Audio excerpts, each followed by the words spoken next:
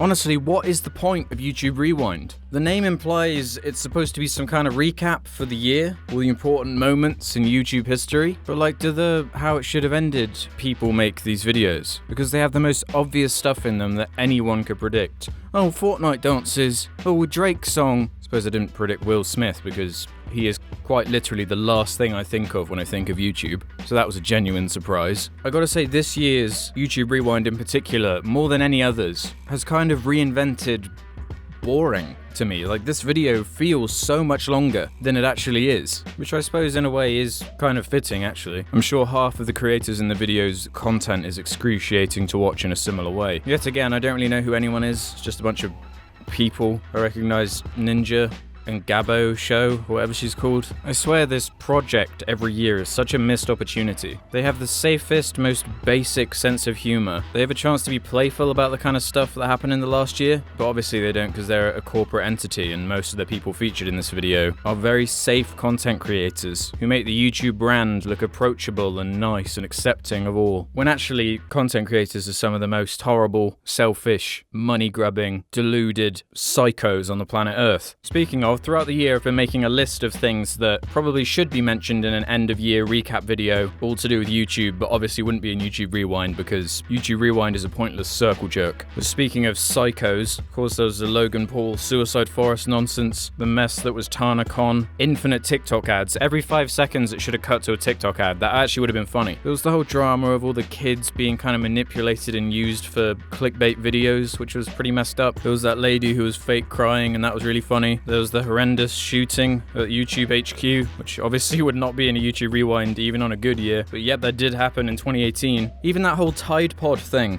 was from 2018.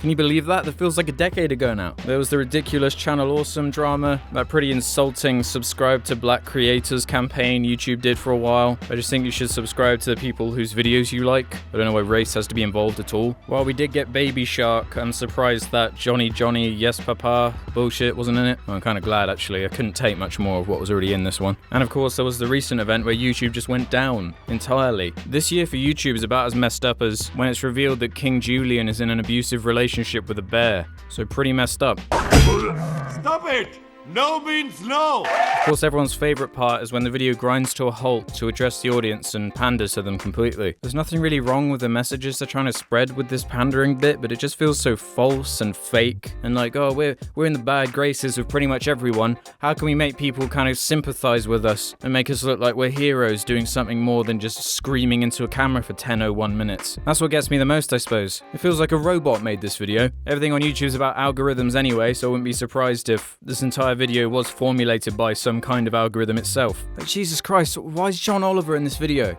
Why is Will Smith in this video? How do they represent anything that YouTube stands for? For years now, YouTube has been torn between being this weird corporate entity that wants to rival things like Netflix and other streaming services by encouraging celebrities and famous people to get on board, but then at the same time try and sell this message that the platform is for the creators and that anyone can be famous and successful no matter where you are, as long as you have an internet connection. I think that's why everyone hates it. There's such a huge disconnect between the people in the video and those watching it. It just feels like a bunch of glossed up celebrities trancing around, circle jerking each other. It's not fun for anyone. It's the antithesis of what a bunch of out of touch multi-millionaires think will resonate with the people. All you have to do is look at the likes to dislikes. This is insane. Everyone hates this video. Everyone can see how false it is. The #1 subscribed YouTuber isn't even in the video because they're ashamed of him, because he doesn't fit in with their agenda. And of course I'm not in it, so the video's shit and pointless anyway. And to be honest, every YouTube Rewind is a waste of time unless Jangbricks is in it. He is the best YouTuber on this platform. Oh,